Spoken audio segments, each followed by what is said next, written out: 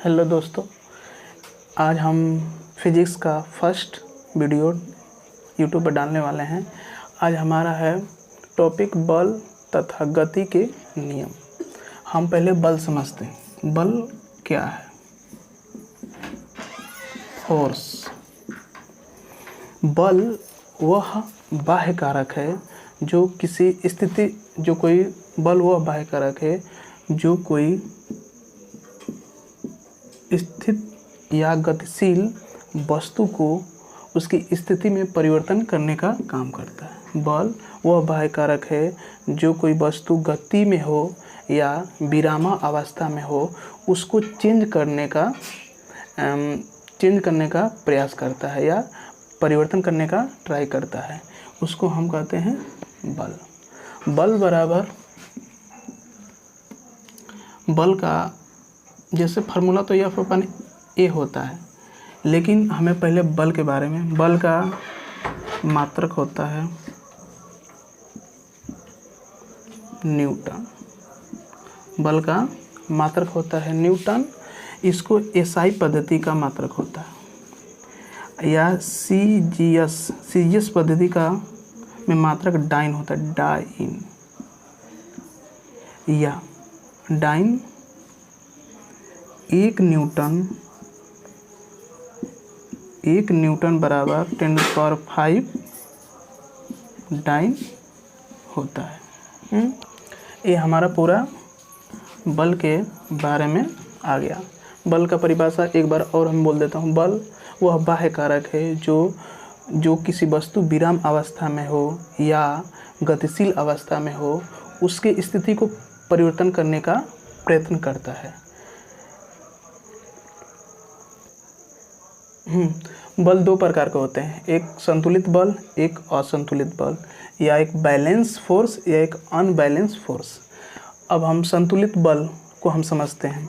जैसे ये हमारा एक ऑब्जेक्ट हो गया, इस पर हम 2 या 2 से अधिक फोर्स लगाते हैं। 2 या 2 से अधिक फोर्स लगा दिए तो इसकी स्थिति में कोई चेंज नहीं हुआ, मतलब उसका परिणामिक फोर्स या नेट बल शून्य हो गया। जैसे इधर से भी एक फोर्स अप्लाई किए, एक इधर से भी फोर्स अप्लाई किए, इधर से भी फोर्स अप्लाई किए, इधर से, मतलब कि एक पिंड पर 2 या 2 से अधिक फोर्स हम अप्लाई करें तभी भी उसके परिणामिक नेट फोर्स में शून्य परिवर्तन हो, मतलब कि शून्य परिवर्तन होता हो, उसको हम संतुलित फोर्स कहते हैं। अब असंतुलित फोर्स, जैसे हम कोई ऑब्जेक्ट लिए, जैसे कोई वस्तु लिए, इस पर हम 2 या 2 से अधिक फोर्स लगाएं तो इसका क्या होता है, जो इसका नेट फोर्स होता है या परिणामिक बल होता है शून्य नहीं होता है, वह इसका कोई ना कोई मान निकल जाता है। जैसे इसको हम ऑब्जेक्ट को लिए, इसका फोर्स अप्लाई किए F1 F2 ये शिफ्ट होके यहाँ चला गया, तो एक जैसे यहाँ पर विस्थापित हुआ तो समझिए कि इसका जो नेट फोर्स है F=0। और जब इस पर हम बल लगाए, यह विस्थापित हो गया या अपनी स्थिति में चेंज ला दिया तो ला दिया तो वह उसका असंतुलित बल हो गया। जैसे कोई फोर्स लगाया जिस पर इस पर 3-4 प्रकार के हम फोर्स लगा दिए तो ये अपनी स्थिति में हमेशा बना रहा, मतलब वहाँ से ना हिला ना डूला। तो इस प्रकार के बल को हम संतुलित बल करते हैं। और जिस वस्तु के स्थिति में चेंज हो जाए फोर्स लगाने से या उसमें कोई विस्थापित होने की घटना हो जाए तो उसको बोलते हैं असंतुलित बल। जैसे इसका F=0 और इसका F=0 होता है। अगला टॉपिक हमारा न्यूटन के गति का नियम। न्यूटन के 3 नियम होते हैं, प्रथम नियम, द्वितीय नियम और तृतीय नियम। प्रथम नियम में क्या होता है कि जब कोई वस्तु विराम अवस्था में है तो वह विराम अवस्था में रहेगी। जब कोई वस्तु एक समान या एक सरल रेखा में गति कर रही है तो गति करती रहेगी जब तक कि उस पर कोई बाह्य बल कार्य न कर उसके वर्तमान स्थिति में परिवर्तन न करे। इसको ये होता है हमारा न्यूटन के प्रथम नियम। द्वितीय नियम क्या होता है, जब कोई वस्तु पर फोर्स लगाया जाए। द्वितीय नियम प्रथम नियम का ही एक रूप होता है। प्रथम नियम में बल का परिभाषा देता है और द्वितीय नियम में बल का सूत्र प्राप्त होता है। इसलिए जब कोई वस्तु यम है उस पर हम एफ अप्लाई किए, इस बल के दिशा के द्वारा, इस बल के जो फोर्स की दिशा के द्वारा जो उत्पन्न हुआ त्वरण, जब उत्पन्न हुआ त्वरण, तो बल हमेशा फोर्स के अनुक्रमानुपाती होता है और बल हमेशा द्रव्यमान के अनुक्रमानुपाती होता है। तो यहाँ से हमें द्वितीय नियम से ये पता चलता है कि F × A। तो जब किसी वस्तु पर फोर्स F लगाते हैं तो उस वस्तु का द्रव्यमान तथा उसके द्वारा उत्पन्न त्वरण के मल्टीप्लिकेशन को ही हम न्यूटन के द्वितीय नियम कहते हैं। अब हम तृतीय नियम न्यूटन को समझाते हैं। न्यूटन का तृतीय नियम, जब किसी वस्तु पर या जबकि कोई दीवार है तो हम यह फोर्स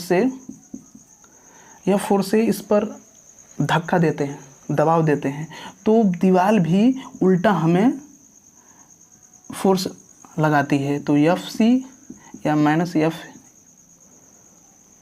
एक विपरीत फोर्स लग जाता है, जिसे P बोल देते हैं, अपोजिट फोर्स। तो न्यूटन के तृतीय नियम को हम बोलते हैं क्रिया प्रतिक्रिया के नियम। जब किसी वस्तु पर हम एक फोर्स लगाते हैं तो उस वस्तु के द्वारा हमारे हाथों पर, या जैसे हम पैरों से मारते हैं तो उस वस्तु द्वारा पैर पे या हाथों पे एक फोर्स लगता है, तो उसी फोर्स को ही हम क्रिया प्रतिक्रिया का नियम कहते हैं। न्यूटन के 3 नियम हैं, इनको बारी बारी हम ढंग से समझते हैं और ये क्या करते हैं, इनको कहाँ अप्लाई किया जाता है, इनका व्यवहारिक रूप में कहाँ कहाँ यूज होता है, इनको ढंग से पढ़ा जाएगा। इस द्वितीय नियम के माध्यम से फार्मूला भी फाइंड किया जाएगा और द्वितीय नियम का 2 जगह अप्लाई होता है, एक संवेग परिवर्तन के दर में होता है, एक ऐसे भी फार्मूला ड्राइव किया जाता है। और ये था अपन न्यूटन का तृतीय नियम। हाँ, ये न्यूटन के गति का प्रथम नियम है। इस गति के प्रथम नियम को हम जड़त्व का नियम बोलते हैं और बल की परिभाषा इससे मिलती है। और इसमें जो जड़त्व क्या है, जड़त्व को हम समझते हैं, जड़त्व क्या चीज़ होता है। इसको इनर्शिया बोलते हैं इंग्लिश में। जब किसी वस्तु का वह गुण या अवगुण, जो अपनी विराम अवस्था या गति अवस्था को बदलने का विरोध करे, जैसे हम कोई वस्तु पर हम फोर्स लगा दें तो ये क्या करेगा, पहले परिवर्तन होने से पहले खूब विरोध करेगा कि मैं यहाँ से हिलने वाला नहीं हूँ। तो उसी जो विरोध करता है ना, उसी को हम जड़त्व कहते हैं। जितना अधिक द्रव्यमान अधिक होता है उस वस्तु का उतना ही जड़त्व होता है। तो चलते हैं, अब इस पर कुछ हम एग्जाम्पल लेकर समझते हैं कि न्यूटन के प्रथम नियम कहाँ कहाँ अप्लाई होता है। चलिए ठीक है, लेते हैं हम एग्जाम्पल। तो ये न्यूटन का हम एक एग्जाम्पल लिए हैं। ठहरी हुई मोटर या रेलगाड़ी जब अचानक से चलती है तो रेलगाड़ी में बैठे हुए यात्री वो पीछे की तरफ गिरते हैं। तो इस पर ये न्यूटन के प्रथम नियम काम करता है। तो इसको हम कौन सा जड़त्व में रखेंगे? जड़त्व 3 प्रकार का होता है। एक आपका जड़त्व होता है विरामा जड़त्व, एक होता है गति जड़त्व और एक होता है दिशा का जड़त्व। तो ये हमारा विरामा जड़त्व है, क्योंकि जब ठहरी हुई मोटर या रेलगाड़ी में बैठे अचानक व्यक्ति जो अचानक गाड़ी चलती है तो पीछे की तरफ गिरते हैं। तो यह है हमारा जड़त्व का विरामा अवस्था। हम जड़त्व के तीनों टाइप को हम समझते हैं कि कौन कौन से उससे एग्जाम्पल लेते हैं। जड़त्व ही हमारा न्यूटन के प्रथम नियम का ही होता है। हाँ, तो आप लोगों को मैंने बताया कि जड़त्व ही न्यूटन का प्रथम नियम का ही है। तो इसमें 3 जड़त्व होते हैं, एक विरामा जड़त्व, एक गति जड़त्व, एक दिशा का जड़त्व। जब विराम जड़त्व कहाँ पैदा होता है, मतलब कि कहाँ आपको देखने को मिलता है रियल लाइफ में, तो अचानक रेलगाड़ी चलने पर यात्री अचानक रेलगाड़ी चलने पर, जैसे रेलगाड़ी रुकी हुई है, कोई मोटरसाइकिल रुकी हो, तो अचानक चढ़ने पर तो क्या होता है कि इंसान ना वो पीछे गिरता है। यदि उसका बैलेंस ढंग से ना रहे मोटरसाइकिल या मोटर पर या रेलगाड़ी की सीट पर, तो पीछे की तरफ डाउन होता है या गिरता है। तो ये क्या होता है, विरामक जड़त्व का एग्जाम्पल है। एक और एग्जाम्पल ले लें, जैसे चादर है, चादर में धूल लगी है, धूल, तो क्या होता है कि जब एक डंडे से उस धूल पे हम बजाते हैं तो क्या होता है कि धूल के कण उस कंबल से या चादर से दूर होते हैं। तो ये भी एक एग्जाम्पल आपका हो गया विरामक जड़त्व का, जो एक न्यूटन के प्रथम नियम में ही आता है। और भी एक एग्जाम्पल यहाँ पर ले सकते हैं, जैसे पेड़ पर लगा है फल या जैसे पत्ती हो, तो पेड़ की जो टहनियाँ होती हैं, जो शाखा होती हैं, उनको हिलाने पर जो पेड़ से अलग होता है, वह भी एक विराम का जड़त्व कहलाता है। जैसे विराम का जड़त्व ही का एग्जाम्पल है। जैसे अब आते हैं गति का जड़त्व। गति के जड़त्व में क्या होता है कि जब चलती हुई मोटर या रेलगाड़ी, जो भी आप मानना है मान लीजिए, चलती हुई मोटर में अचानक ब्रेक लगाने से तो जो यात्री होते हैं ना, जो जिस सीट पे यात्री बैठे होते हैं, वो अचानक आगे की तरफ झुकते हैं, उनका सर जाके अगले वाली सीट पर लड़ता है। तो ये एग्जाम्पल आपका गति के जड़त्व का होता है। और भी रियल लाइफ में एग्जाम्पल हैं, अभी इतना ही समझिए। तो दिशा का जड़त्व में एक जड़त्व ही काम करता है। दिशा के जड़त्व में तो क्या होता है कि जब हम किसी बस से जा रहे हैं या किसी मोटरसाइकिल से जा रहे हैं, या मान लें कि सबने ज़िंदगी में साइकिल चलाया होगा, लाइफ में सबने ज़िंदगी में साइकिल चलाया होगा, और क्या करते, कभी अचानक हमें कहीं पर मुड़ना होता है, तो जिस दिशा में हम मुड़ते हैं, उस दिशा के विपरीत साइड में हम अपना शरीर को मोड़ते हैं, जिससे ये भी एक दिशा का जड़त्व कहलाता है। और आगे हम देखते हैं दूसरे न्यूटन के दूसरे नियम पर हम काम करते हैं।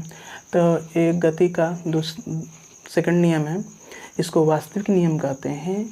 और इस गति के सेकंड नियम से हम बल का मान निकालते हैं। जैसे हम आपको एक एग्जाम्पल ले लेते हैं। एग्जाम्पल क्या, हम सीधे यहाँ पर फार्मूला ड्राइव करेंगे। तो जैसे इसका द्रव्यमान m है, इस पर हम फोर्स अप्लाई किए F, और जिसके माध्यम से हमारा उत्पन्न हुआ त्वरण A। इसको इंग्लिश में बोलते हैं एक्सेलरेशन, इसको मास भी बोलते हैं, और इसको फोर्स बोलते हैं।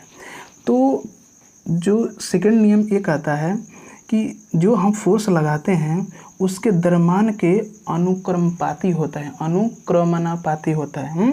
तो ये हमारा इक्वेशन 1 हो गया। जो हम फोर्स लगाए, इस द्रव्यमान के द्वारा या इस फोर्स के द्वारा जो उत्पन्न हुआ त्वरण, इसके भी समानुपाती या अनुक्रमणापाती होता है। जब ये दोनों इक्वेशन को हम एक साथ मिक्स करेंगे, करते हैं, तो F के कांस्टेंट चीज़ होता है, तो F मल्टीप्लाई A। तो हमारा मेन फार्मूला आ गया F A या K का मान हम 1 मान लेते हैं, तो F = ma। ये हमारा न्यूटन के सेकंड नियम से निकला कि m मल्टीप्लाई A। तो इसको हम परिभाषित कर दे सकते कि न्यूटन का नियम क्या कहता है। जब किसी वस्तु या किसी द्रव्यमान पर हम फोर्स अप्लाई किए, तो उस द्रव्यमान का द्रव्यमान तथा उससे फोर्स द्वारा उत्पन्न त्वरण के मल्टीप्लिकेशन को ही हम बल कहते हैं। ये न्यूटन के सेकंड नियम से हम फाइंड कर लिए। अब इस न्यूटन के सेकंड नियम को हम एक और चीज़ से डिफाइन करते हैं, संवेग परिवर्तन के दर को। चलिए अब उसको हम समझते हैं। संवेग परिवर्तन के दर को हम कैसे न्यूटन के सेकंड नियम से हम समझते हैं। अब पहले हम संवेग पढ़ लेते हैं, संवेग क्या चीज़ होता है, तब उसके संवेग परिवर्तन का दर हम पढ़ेंगे। तो संवेग क्या होता है, किसी वस्तु के द्रव्यमान बेग के गुणनफल को हम समवेग करते हैं, समवेग कहते हैं। जैसे p, इसको p से हम प्रदर्शित करते हैं या व्यक्त करते हैं, p = m × v, समवेग द्रव्यमान मल्टीप्लाई वेग। तो अब चलिए हम गति का द्वितीय नियम से हम संवेग का परिवर्तन का दर पढ़ते हैं। अब लेते हैं, इसको समझाते हैं क्योंकि आप संवेग समझ चुके हैं। अब हम समझते हैं न्यूटन के गति का सेकंड नियम से हम संवेग परिवर्तन का दर समझते हैं। और जैसे यम है, एक द्रव्यमान है, उस पर जैसे यम द्रव्यमान है, उसका वेग है, प्रारंभिक वेग v1, और इस पर फोर्स अप्लाई किया तो डेल्टा टी समय के अंतराल पर इस वस्तु का वेग बढ़ के v2 हो जाता है। तो हमारा प्रारंभिक संवेग क्या था, p1 m v1। Delta T समय के बाद हमारा वेग हो जाएगा p2 = m v2। तो संवेग परिवर्तन दर डेल्टा बराबर p2 माइनस p1 बराबर m v2 minus m v1। तो ये हमारा हो गया संवेग परिवर्तन का दर। अब हम सिद्ध करते हैं कि कैसे हम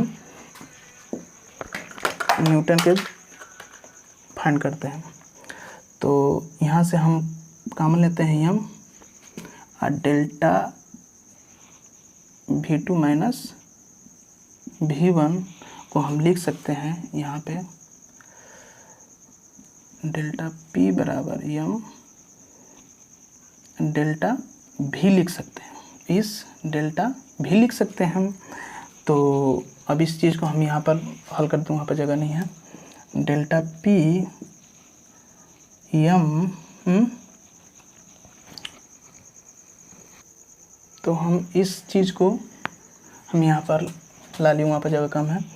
तो m डेल्टा v दोनों तरफ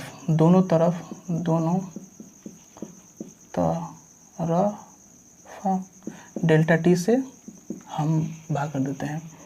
तो डेल्टा t तो हमारा निकल गया डेल्टा p अपान डेल्टा t। ये क्या होता है, वेग परिवर्तन बटा समय क्या होता है हमारा, त्वरण होता है। तो इसको हम ए रख सकते हैं। एक क्या निकल गया आपका, फोर्स का फार्मूला, जो हम अगले पॉइंट में डिस्कस किए थे। तो डेल्टा p अपान डेल्टा t = f। ये हमें यही बताता है कि वेग संवेग परिवर्तन का दर को ही हम फोर्स भी बोलते हैं। उससे हम निकाले थे f = m। तो यहाँ से दो चीज़ें फाइंड हम किए, एक f = m है और एक f = डेल्टा p अपान डेल्टा t। तो ठीक है, और हम नेक्स्ट जो तीसरा नियम है उसको हम नेक्स्ट वीडियो में आपको एग्जाम्पल के साथ, और इसका भी एग्जाम्पल हम लेंगे। अभी तो हम डेरिवेशन करके आपको समझाए हैं कैसे f = m में आता है। और इस चैनल को जो भी देखता है मेरा फ्रेंड या मेरा दोस्त, तो इसको शेयर करें, सब्सक्राइब करें और इस चैनल को बढ़ाइए। थैंक यू, धन्यवाद।